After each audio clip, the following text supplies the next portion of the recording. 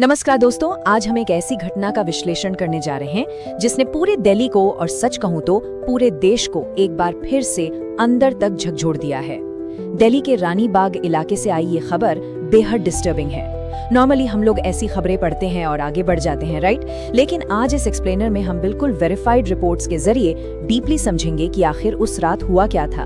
और सबसे बड़ा सवाल जो हम उठाएंगे वो ये है कि क्या आज की डेट में महिलाएं बस स्टैंड पर भी सेफ नहीं है? चलिए देखते हैं। स्क्रीन पर ये हेडलाइन देखिए, निर्भया जैसी दरिंदगी।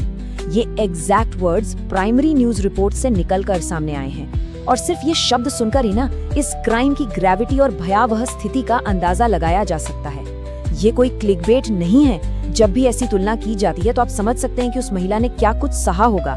सीरियसली, ये पूरी तरह से रोंगटे खड़े कर देने वाली बात है। तो चलिए सबसे पहले इस भयावह रानी बाग घटना के बुनियादी फैक्ट्स पर एक नजर डालते हैं। यहाँ आप इन प्राइमरी न्यूज रिपोर्ट्स को देख सकते हैं जो इस इंसिडेंट को प्रमाणित करती हैं। इन वेरीफाइड रिपोर्ट्स के मुताबिक मदद मांगने के बहाने या सिंपली एक बस स्टैंड पर खड़े होने की वजह से एक नॉर्मल सी बात इतने बड़े अपराध में बदल गई। हमारी हमेशा कोशिश यही रहती है कि आपको बिल्कुल सटीक और सत्यापित जानकारी मिले, इसलिए हम डायरेक्टली इन प्राइमरी सोर्सेज का ही रेफरेंस ले रहे हैं। अब सबसे अहम मुद्दा ये है कि एक्चुअली विक्टिम थी कौन। एक 30 साल की वर्किंग वुमन। वो किसी सुनसान या अनजान जगह पर नहीं भटक रही थी। वो लिटरली अपनी फैक्ट्री की शिफ्ट खत्म करके बाकी आम लोगों की तरह थकी हारी अपने घर लौट रही थी। जस्ट थिंक अबाउट इट, एक बिल्कुल आम दिनचर्या, मेहनत करके घर वापस आना। और यही चीज सबसे ज्यादा डराती है कि कैसे रोजमर्रा के काम से लौट रही एक आम महिला को अपना निशाना बनाया गया।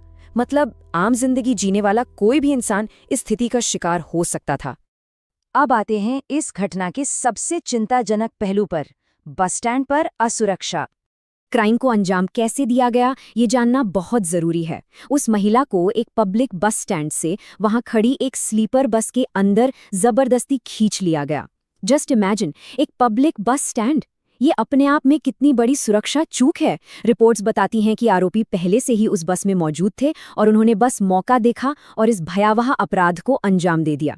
ये साफ दिखाता है कि जिन पब्लिक स्पेसेस को हम सेफ मानते हैं, जहां लोग रोज सफर करने आते हैं, वहां खतरा किस तरह बिल्कुल सामने मौजूद हो सकता है। आगे देखते हैं उस खौफनाक रात का पूरा टाइमलाइन, दरिंदगी के वो 2 घंटे।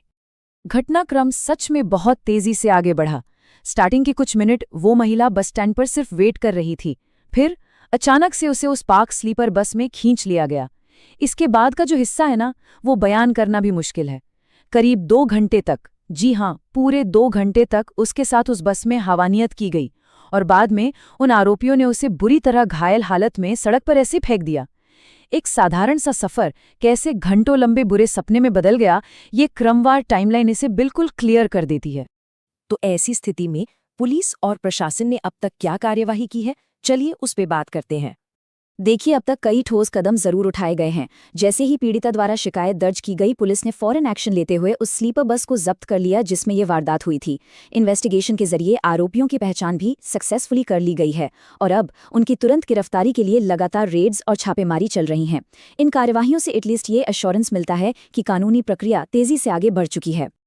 लेकिन इन सब के बावजूद पब्लिक सुरक्षा पर बहुत बड़े सवाल खड़े होते हैं।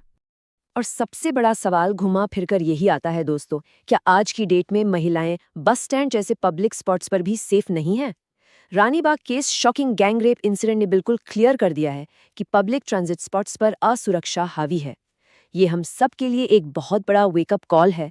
पब्लिक स्पेसेस में हाइटेंड विजिलेंस, आसपास के माहौल पर नजर रखना और महिलाओं द्वारा अपने बचाव के तरीके अपनाना आज के टाइम में कितना जरूरी हो चुका है, ये घटना इसका एक सख्त रिमाइंडर है। एक 30 साल की महिला का काम से लौटते वक्त निशाना बनना हर नागरिक और प्रशासन के लिए गहरी चिंता का विषय है। इस चुभने वाले सवाल के साथ कि आखिर कब तक, हम आज का ये एक्सप्लेनर यहीं समाप्त करते हैं।